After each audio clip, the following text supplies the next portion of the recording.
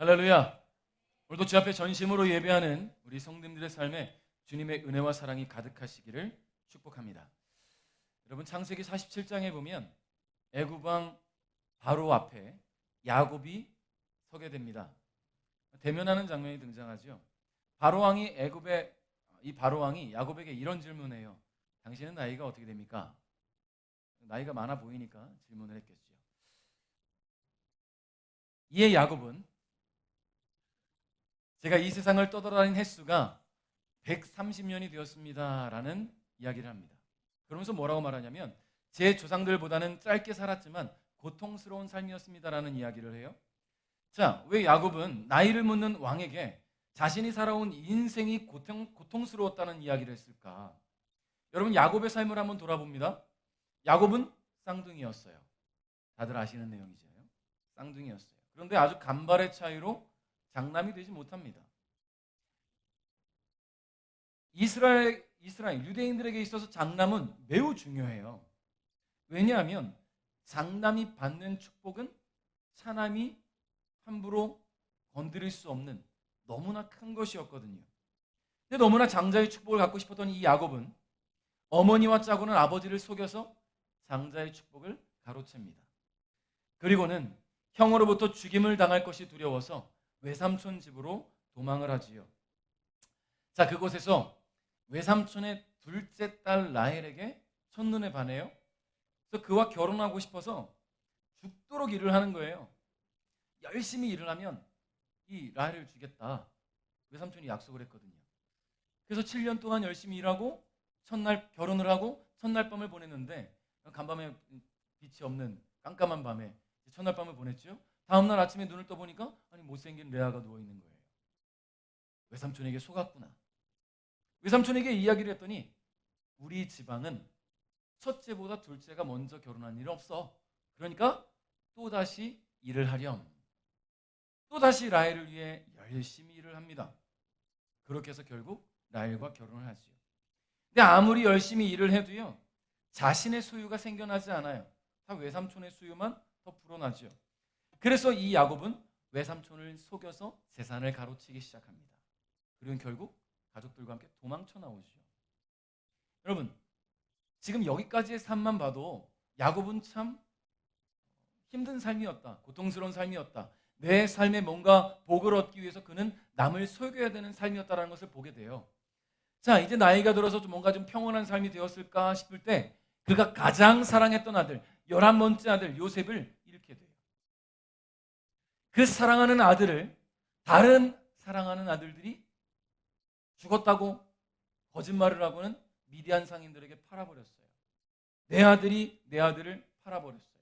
이 아버지는 짐승에게 먹혀 죽었다라고만 생각하고 평생을 살아가는 거예요. 여러분, 너무나 큰 슬픔을 안고 사니 얼마나 힘들고 고통스러웠겠습니까?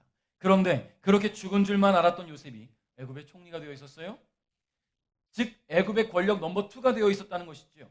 그리고는 아버지 야곱과 형제들 그리고 모든 가족을 애굽으로 초청합니다. 그렇게 해서 애굽 왕 바로 앞에 야곱이 서게 된 거예요. 그러니까 자신의 지난 날을 돌아보니 고통스러운 삶이었다라고 말할 수 있는 겁니다. 여러분, 야곱의 인생은 속고 속이는 삶이었어요. 그의 지나온 인생을 평온했다라고 말할 수는 없습니다. 고통스러운 삶이었다라는 말은 팩트예요. 그런데요, 그 고통스러운 삶 속에 하나님은 단 한 번도 그를 버려두신 적이 없다라는 이야기입니다. 늘 그와 함께 하셨고 그와 동행하셨다라는 이야기예요. 여러분, 우리의 삶은요, 고통스럽지만 그 고통들을 다 뒤덮을 만큼의 은혜가 늘 우리 가운데 있어요. 바로 하나님의 은혜가 말이죠. 지난 날을 뒤돌아보면 고통뿐이라고 생각이 되지만 함께 하시는 주님은 그 모든 고통 속에서도 일어날 힘을 주셨고요, 고통을 기쁨으로 바꿔주셨고 은혜로운 삶으로 전환시켜 주신 분임을 잊지 않았으면 좋겠습니다. 오늘 우리가 어버이 주일로 함께 예배하고 있습니다. 사랑하는 우리 베델교회 우리 어버이 여러분을 우리가 진심으로 축복할 수 있는 시간이 되었으면 좋겠어요. 그래서 우리가 이 시간 함께 서로 축복하는 시간을 가질 텐데요, 우리 어버이 되시는 분들, 이분들을 향해서 손을 뻗어서 축복하며 서로 찬양하겠습니다.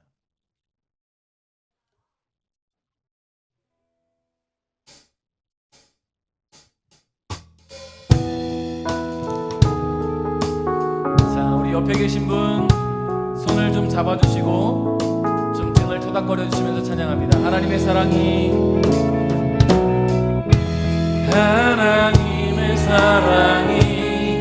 당신의 삶 가운데 가득하기를 축복합니다. 하나님의 은혜가 우리 가운데 가득하기 기도합니다. 자, 우리 멀리 계신 분을 축복합니다. 하나님의 사랑이 당신의 삶 가운데 가득하기를 축복합니다. 하나님의 은혜가 우리 가운데 가득하기 기도합니다. 사랑의 주님이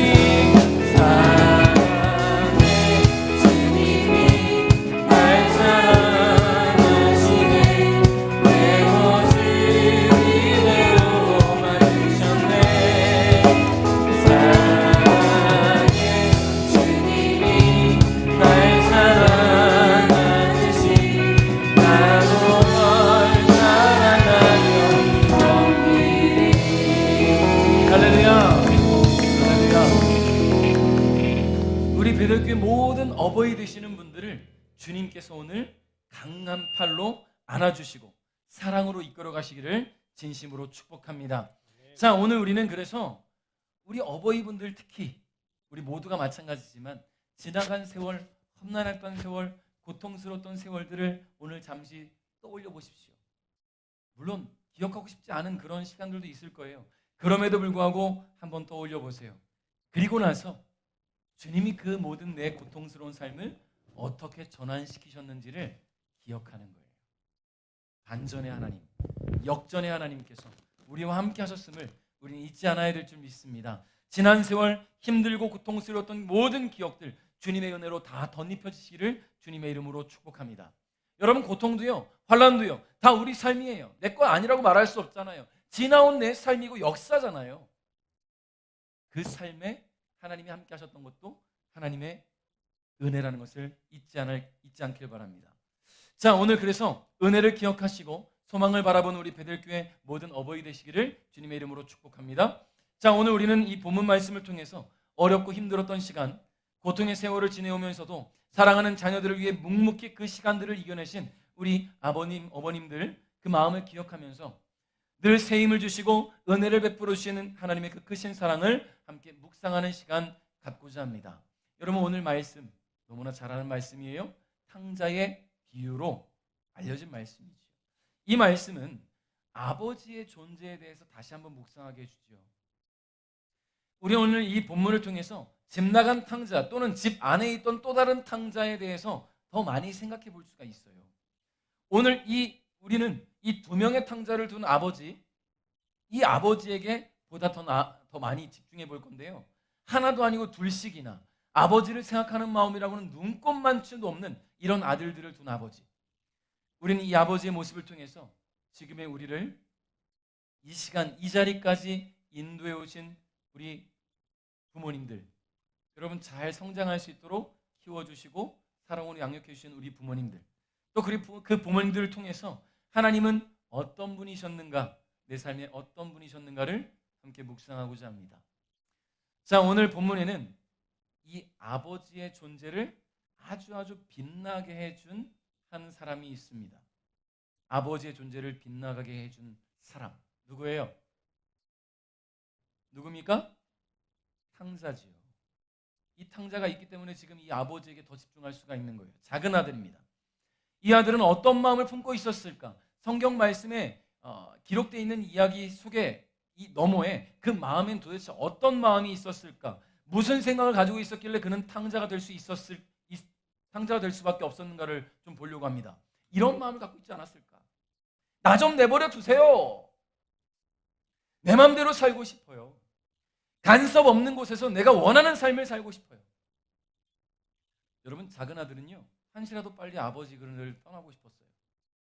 즉 아버지의 그늘을 떠나서 부모의 규제가 없이 자기가 하고 싶은 대로 살고 싶었던 것이 바로 이 아들의 마음이에요. 제가 아는 목사님 첫째 아들이 올해 초에 군대에 입대를 했습니다. 올해 초인가 작년 말인가. 보통 군대에 가는 아이들이 휴가를 기다리고 아버지에게 전화할 때마다 힘들다는 얘기를 많이들 할 텐데, 이 아들이 집에 전화가 와서는 지금 저기 최전방에 있어요. 전화가 와서는 이런 이야기를 합니다. 아버지, 저는 군대에 말뚝을 받고 싶습니다. 갑자기 무슨 일이냐? 음악하던 친구예요.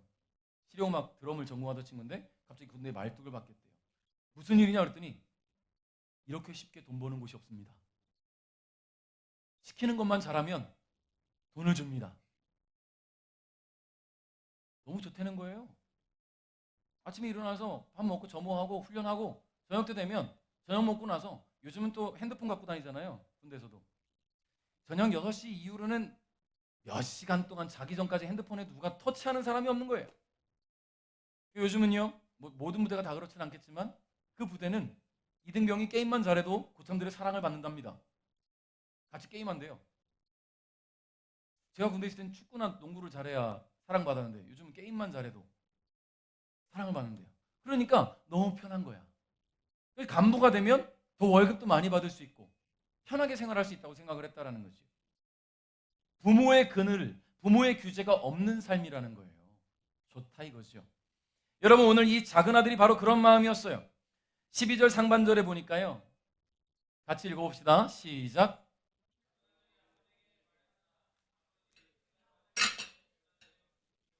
아멘. 자, 작은 아들은 오늘 아버지가 한 가지 요청을 합니다. 그게 뭐냐면 자신이 받을 몫의 재산을 달라는 거예요. 이게 무슨 말이에요? 자기가 받을 몫의 재산을 달라는 말이 뭔 말이에요? 미리 뭘 달라는 거예요?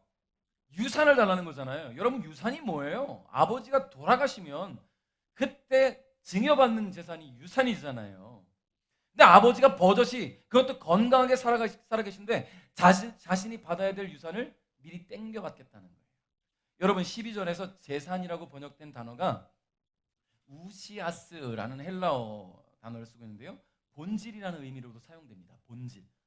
여러분, 이것은 당시 사람들이 재산을 얼마나 소중하게 본질적인 것으로 여겼는지를 생각해 볼 수 있게 만들어줘요. 재산이라는 것이 없으면, 물질이 없으면 생명을 유지할 수가 없다. 본질적으로 가장 중요한 것은 물질이다라는 것입니다. 여러분, 그러니까 이 재산을 한 가정에 있어서 생명이며 본질로 여겼다는 겁니다. 그런데 작은 아들은 아버지가 버젓이 살아있는데도 불구하고 아버지의 재산의 일부를 지금 유산으로 달라고 때를 쓰고 있는 거예요. 신명기 21장 17절 한번 볼까요? 같이 읽습니다. 시작.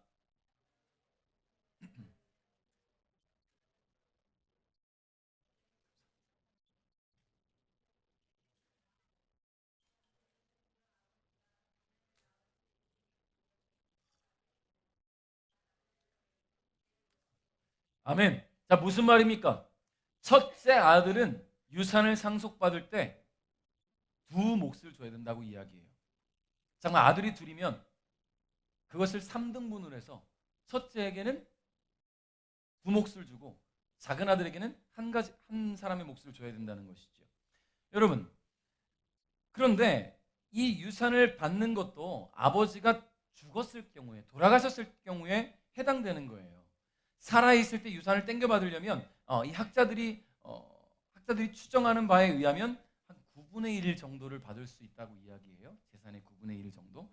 그럼에도 불구하고 작은 아들이 지금 재산을 땡겨달라고 하는 것은 그만큼 아버지의 그늘을 떠나고 싶다라는 이야기겠죠. 작은 아들의 요구가 법적으로 불가능한 것은 아닙니다.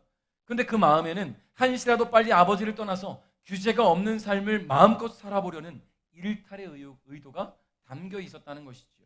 그러니 이 아버지 입장에서는 이거를 안 들어줄 수도 없고 들어줄 수도 없고 얼마나 힘들었겠어요. 이게 안 들어주자니 이 아들이 지금 죽을 것 같아. 막 떼를 쓰고 막 난리쳐요. 어떻게 하겠습니까? 결국 아버지는요, 아들의 요구를 들어줍니다. 있습니다. 시작. 아멘. 여러분, 아버지는요 온통 아들 생각밖에 없어요. 혹시 이 아들이 잘못되진 않을까? 이 아들이 문제가 생기진 않을까? 이 아이들이 내가 유산 안 물려줬다가 혹시 뭐 해코지를 스스로 뭐 자해를 하진 않을까 여러 가지 생각들이 휩싸입니다. 그러니까 그토록 자기 삶을 살고 싶다고 하니 그래 믿어보자 잘 살겠지 뭐 잘할 수 있겠지 뭐 라는 생각으로 이 아들에게 유산을 줍니다. 그 아들이 추구하는 새로운 삶을 지지하기로 결정을 했어요.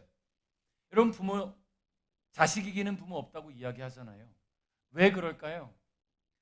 내 그늘 아래 내 날개 아래 언제까지나 두고 싶어도 이 아들이 꿈꾸는 미래가 있고 이 아이가 꿈꾸는 비전이 있기 때문에 그것을 지지해 주는 것이 부모의 마음이잖아요. 그러니까 이 아버지도 둘째 아들의 몫을 주었습니다. 둘째 아들은요 그 몫을 받고는 곧 집을 떠났어요.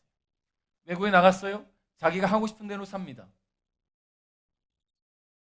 내가 쓰고 싶은 대로 먹고 싶은 대로 하고 싶은 것들을 다 하며 살아갑니다.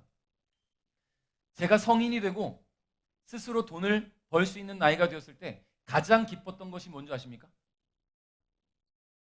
먹고 싶은 걸 내가 먹고 싶을 때 사 먹을 수 있다는 거. 어렸을 땐 용돈을 받아야지 그것 안에서 쓸 수 있었잖아요. 그렇죠? 제가 영화 보는 걸 되게 좋아해요. 제가 가장 즐겨하는 취미가 영화 감상인데 대학교 1학년 때 영화를 많이 봤어요. 돈이 뭐 부유해서가 아니에요. 일주일 용돈을 받고 학교를 가면 영화 볼 돈만 남겨가지고 오는 거예요. 먹을 거 안 먹고. 그리고 원주 와서 혼자 극장 가서 영화를 보고 이렇게 했단 말이에요. 근데 지금은 제가 언제든지 영화 보고 싶으면 갈 수 있어요. 언제든지 영화 보고 싶으면 가서 영화 볼 수 있어요. 왜냐하면 저는 헌혈을 하거든요. 영화 티켓을 줘요. 자, 뿐만 아니라 내가 쓰고 싶은 것을 쓸 수 있다는 이야기예요. 자, 이 아들은 드디어 내 마음대로 살 수 있어요. 먹고 싶은 거, 사고 싶은 거, 쓰고 싶은 거 마음껏 씁니다. 친구들을 만납니다. 친구들을 만들어요. 수많은 사람들이 몰려들죠. 돈을 펑펑 쓰니까. 근데요, 그렇게 쓰다 보니까 얼마 지나지 않아 돈이 다 소진되어 버렸어요. 참 신기한 것은요, 돈이 떨어지니까 친구도 떨어져요. 그 많던 관계들이 다 끊어져 없어집니다. 이 사람들은 친구로 다가온 것이 아니라 그 돈을 보고 다가왔기 때문이겠죠. 그렇게 작은 아들은 아버지에게 물려받은 유산과 함께 자신의 인생에서 가장 중요한 시간을 낭비해버렸어요. 그 시간이 뭐냐면 바로 아버지로부터 배움의 시간, 배울 수 있는 시간을 낭비해버렸어요. 왜요? 아버지 곁을 떠났기 때문입니다. 작은 아들은 아직 인생을 더 배워야 될 나이였습니다. 아버지 곁에서 인생을 살아가는 법을 좀 더 배우고 옳고 그름에 대해 분별하는 법도 배워야 되는데 그 시간들을 다 허비한 거예요. 돈이 다 떨어지고 배가 고파서 돼지 치는 집에서 일하면서 돼지우리에서 같이 지내면서 돼지와 함께 돼지들이 먹는 쥐염 열매를 먹으면서 돼지 사료를 먹으면서 그렇게 지내면서 이 아들이 어떤 생각을 하는지 볼까요? 17절입니다. 시작.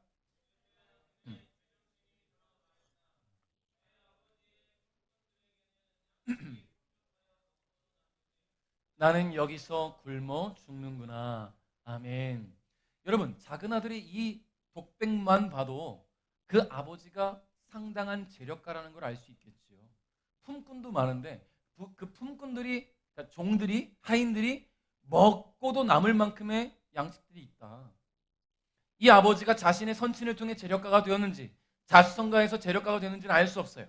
그러나 어찌됐든 간에 이런 재력을 유지할 수 있는 것은 아버지에게 그런 탁월한 능력이 있다라는 이야기겠죠. 이 둘째 아들처럼 낭비하지 않고 재산을 잘 불려나갈 수 있는 능력. 여러분, 수많은 품꾼들이 있었던 것을 볼 때는 사람을 다루는 데도 능력이 있었던 것으로 보여집니다. 그런 아버지 밑에서 더 많은 것을 보고 듣고 배웠다면 이 아들은 사람을 활용하는 방법, 사람을 운용하는 방법, 재산을 불려나가는 방법들을 배울 수 있었을 거예요. 그것이 이 아들에게 가장 큰 실수이자 가장 큰 문제였다는 겁니다. 아버지로부터 유산을 받기를 원했다면 그것으로 사업을 하든 무엇을 하든 아버지의 조언을 구하면서 자신의 삶을 구축해 나갔어야 되는데 그 모든 순간들을 다 건너뛰어버린 거예요.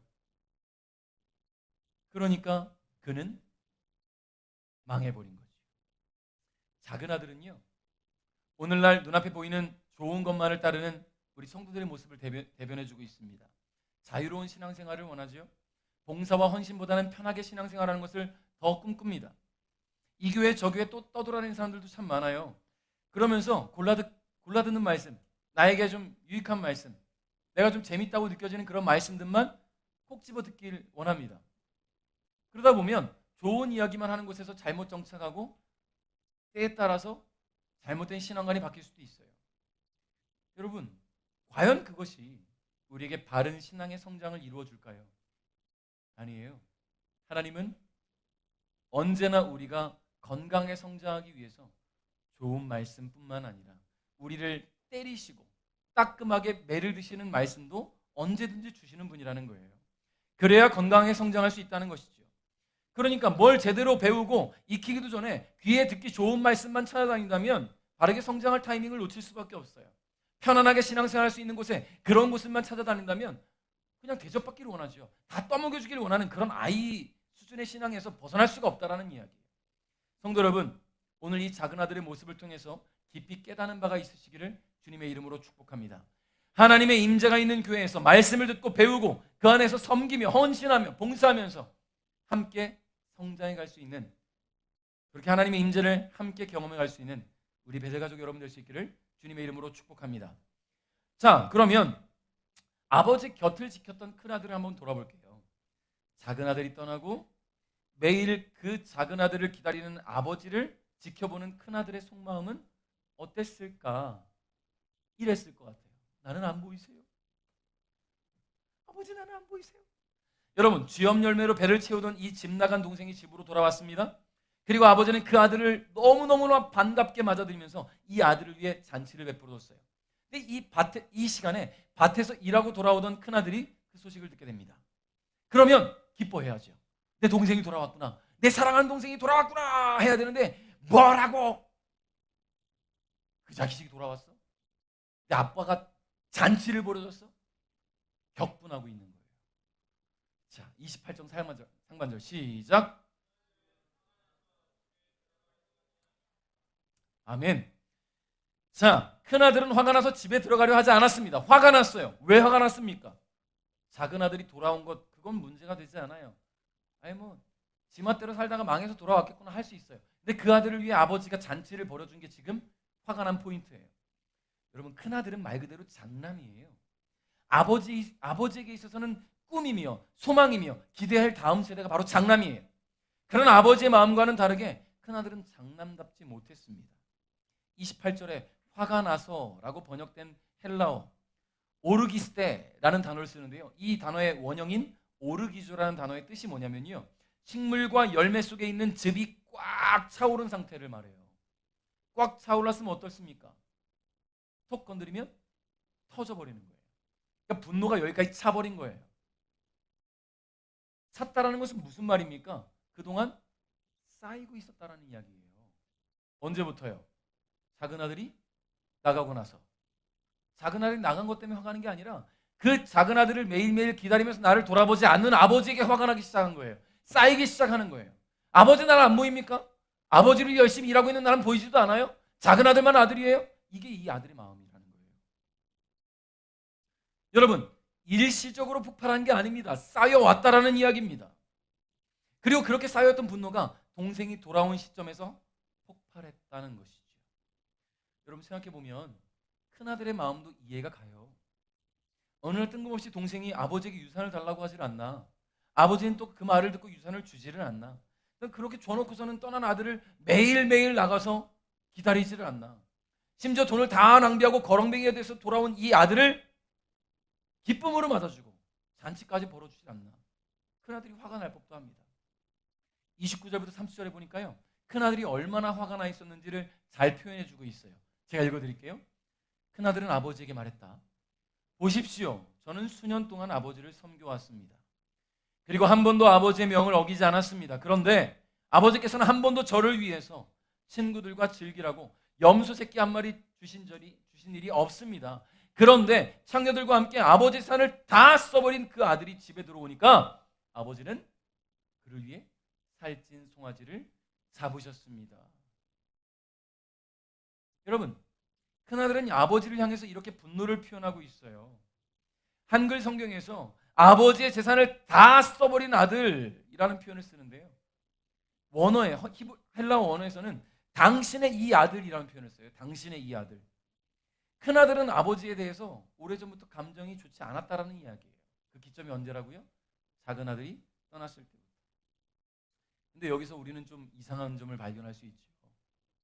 이 큰아들이 아버지는 나에게 염소 새끼 한 마리 주신 적이 없습니다 라고 말했는데 12절에 보니까 작은 아들 재산 줄 때 아버지가 두 아들에게 나눠줬습니다 라고 기록하고 있어요. 두 아들에게. 이미 큰아들도 아버지로부터 유산을 받았다는 이야기예요.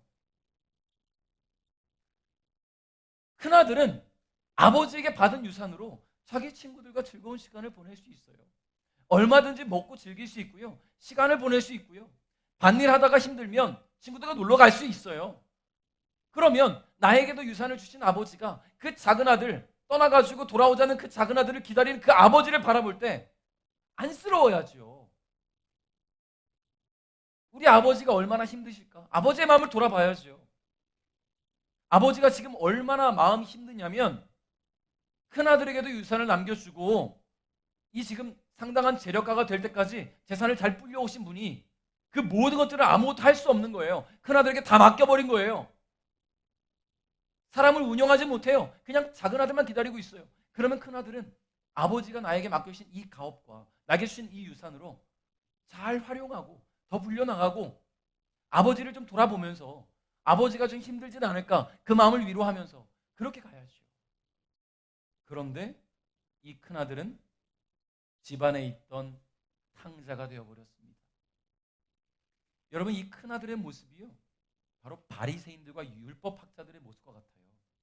집 나갔다 돌아온 자신의 동생의 귀환을 반기지 않는 모습, 하나님 앞으로 돌아오고 있는 이방인들을 배척하는 유대인의 모습. 여러분, 교회 안에도 그런 분들이 있어요.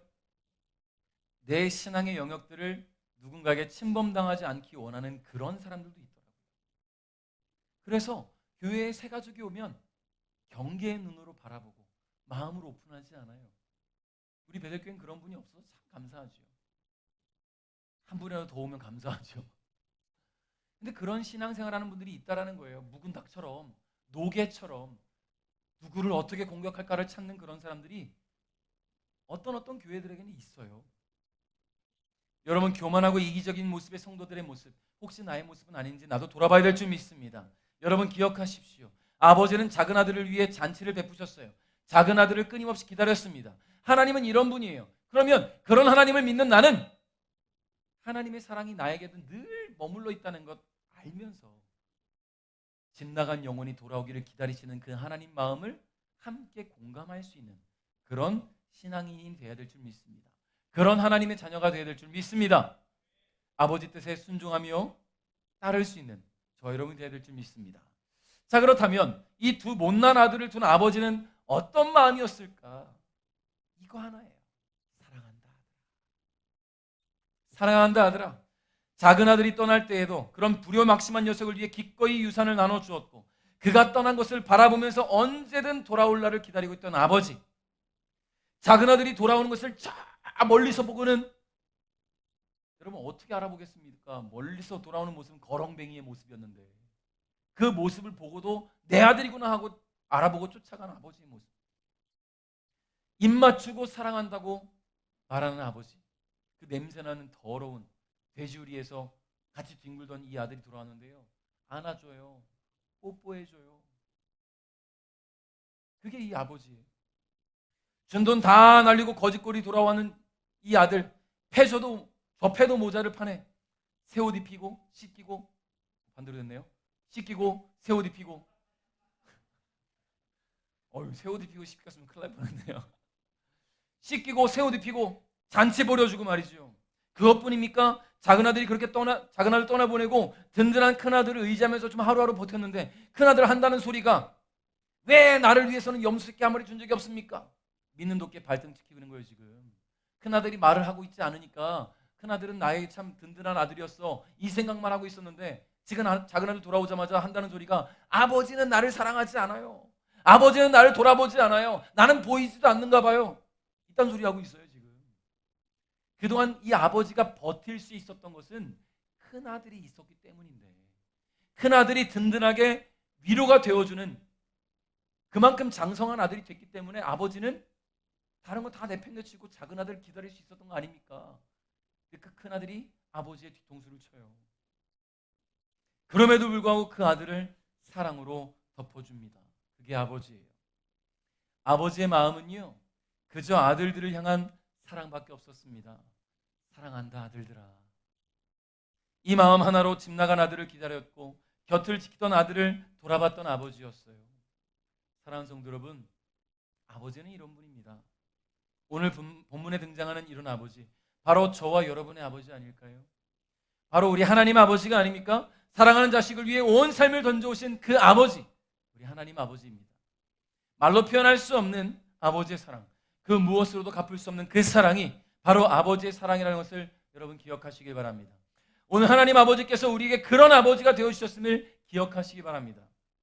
죄에 빠져 죽을 수밖에 없던 우리를 위해 독생자를 주셨어요. 그리고 하나뿐인 아들을 십자가에 달려 죽게 하셨습니다. 그렇게 하나뿐인 아들을 내어주셨음에도 불구하고 우리의 마음은 어때요? 여전히 왔다 갔다 하지. 그럼에도 불구하고 여전히 참아주시고 기다려주시는 분, 그분이 바로 우리 하나님 아버지입니다. 여러분, 그러니 우리가 무엇으로 갚을 수 있겠어요? 말씀을 맺겠습니다. 오늘 우리는 본문을 통해서 두 명의 아들과 한 아버지를 보았어요. 이 두 아들의 모습은 분명 불효 막심으로 가득 차 있습니다. 그런 아들을 둔 아버지를 볼 때 안쓰럽기까지 하지요. 근데 가만히 생각해 보면요, 우리의 모습이 이 두 아들 중 하나의 모습은 아니었을까요?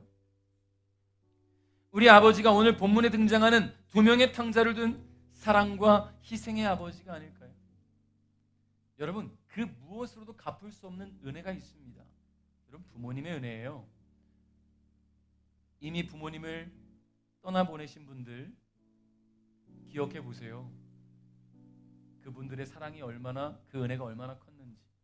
지금 부모님이 생존해 계신 분들은 기억하시고 언제 주님께서 데려가실지 모르는 인생이니 열심히 효도하십시오. 할렐루야.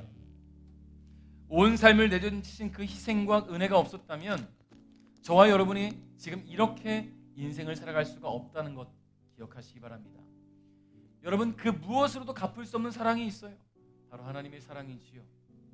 작은 아들과 같이 세상에 젖어들어서 하나님을 멀리하며 살아왔던 그 죄인인 우리를 위해 큰 아들과 같이 독단적이고 이기적이고 교만하기만 한 우리를 위해 자신의 사랑하는 독생자를 내오신 그 사랑, 무엇으로 비교할 수 있겠습니까? 오늘 그 하나님 아버지의 사랑을 다시 한번 묵상하시기 바랍니다. 그리고 우리가 살아온 모든 삶이 모두가 다 주님의 은혜였음을 기억하며 감사함으로 주님 앞에 나아가는 우리 베델가족 여러분 될 수 있기를 주님의 이름으로 축복합니다.